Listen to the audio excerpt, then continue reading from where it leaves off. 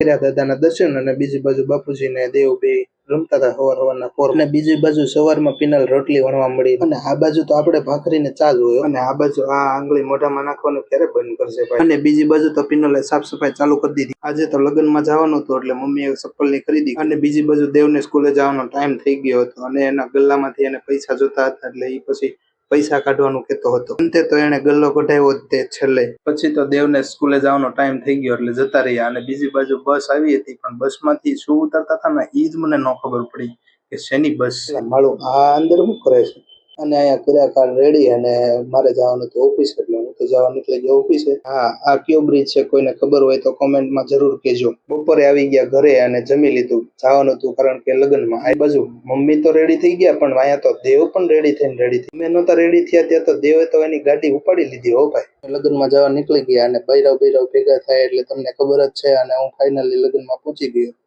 આ બાજુ લગ્નમાં સ્ટાર્ટરમાં ચાલુ થયું ચલો ના હવે તો લાઈક કરો શેર કરો કમેન્ટ કરો આવજો બધા